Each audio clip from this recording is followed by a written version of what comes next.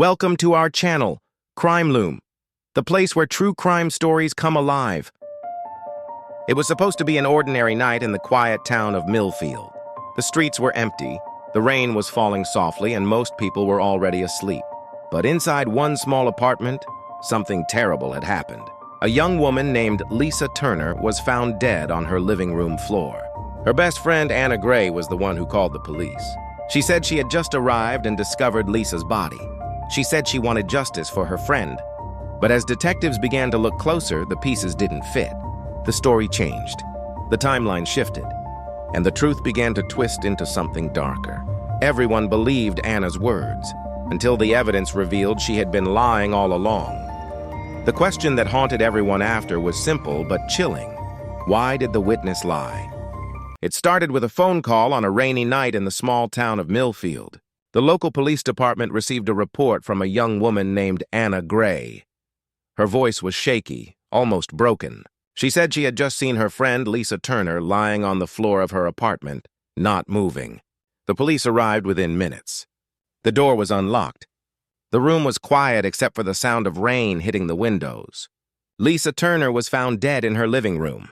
There were bruises on her arms, and the medical examiner later confirmed that she had been strangled. Detectives began their investigation right away. Lisa was a 29-year-old nurse who lived alone. She was well-liked in her neighborhood and had no enemies that anyone knew of. Her co-workers described her as kind and hard-working. Her family said she was planning to move closer to them at the end of the year. Everything seemed normal. But as the investigation went on, it became clear that this was not a random crime. Whoever killed Lisa knew her. The police questioned everyone close to Lisa, her friends, co-workers, and neighbors. Among them was Anna Gray, the same woman who had found Lisa's body. Anna said she and Lisa had been friends for 5 years. She told police that she had stopped by Lisa's apartment that evening to drop off a book she had borrowed. When she knocked on the door, no one answered, so she went inside.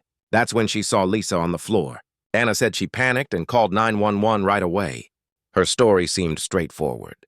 She was emotional, crying through most of the interview. The detectives believed her. In the following days, the case gained attention in the local news.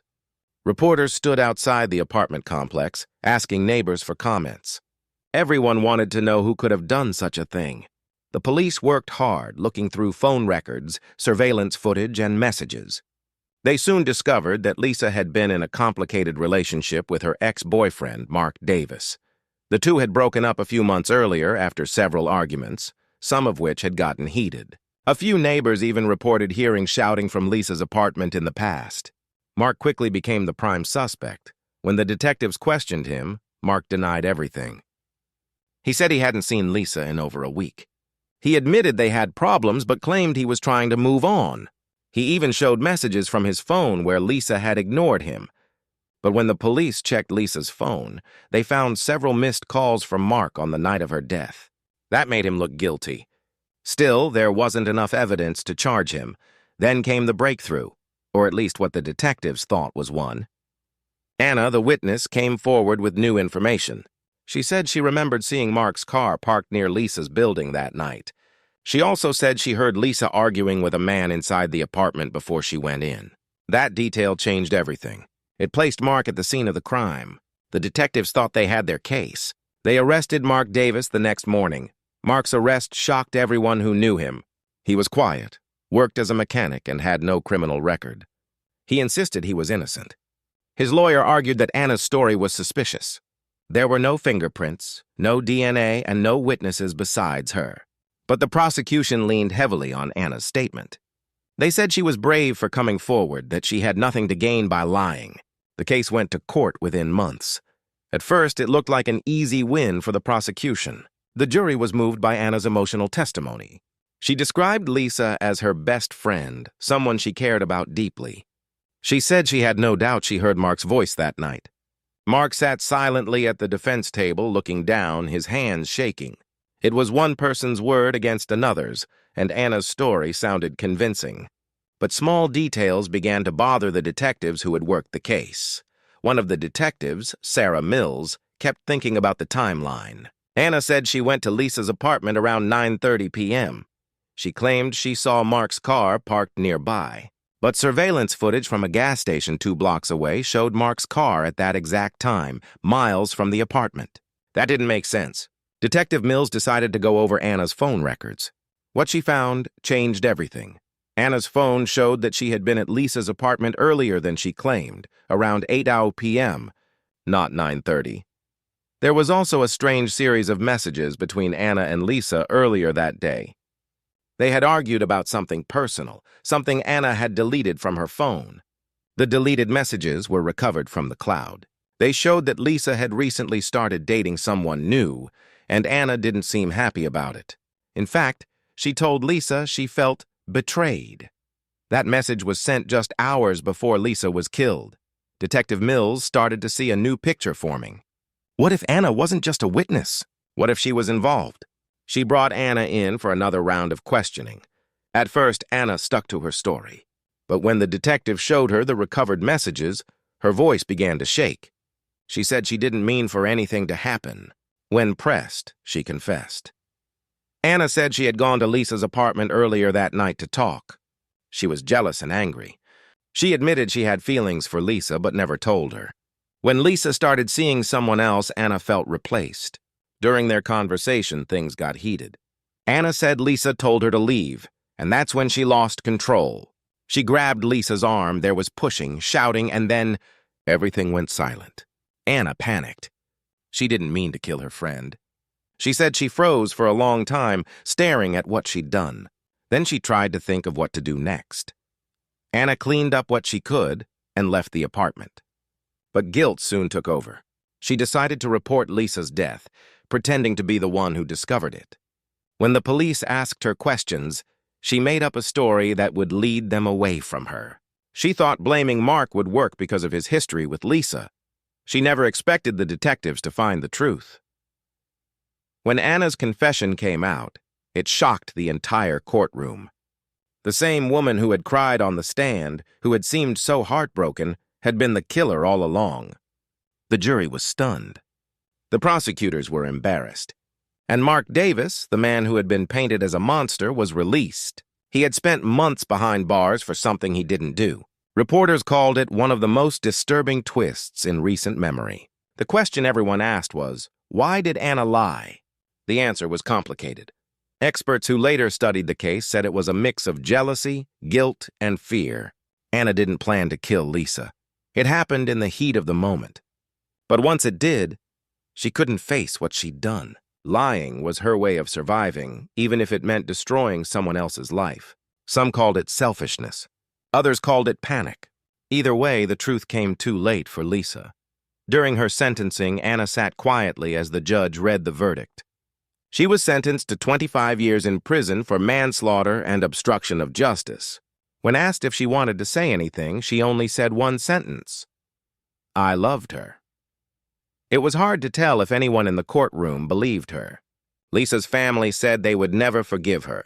Mark, the man falsely accused, said he didn't hate her, but he would never understand her.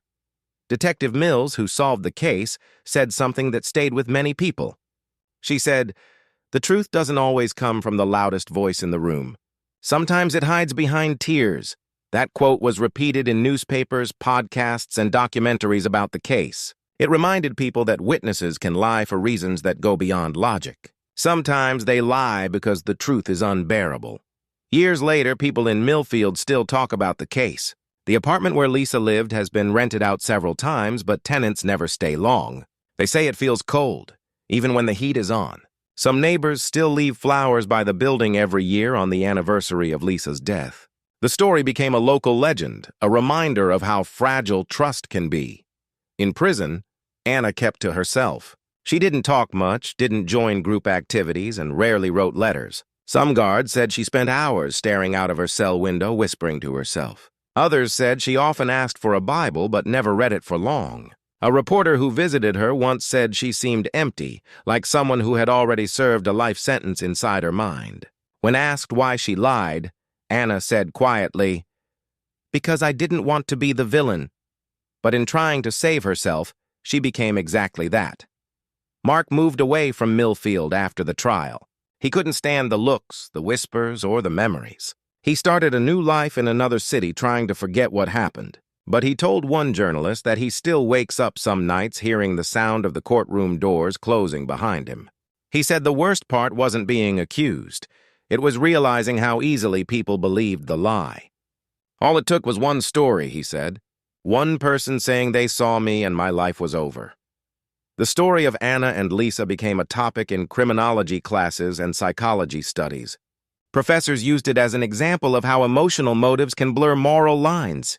Students debated whether Anna was evil or just human. Some said jealousy can turn love into rage. Others said guilt can twist the mind until lies feel like truth. Whatever the reason, one thing was clear: the human mind can justify almost anything when it's afraid.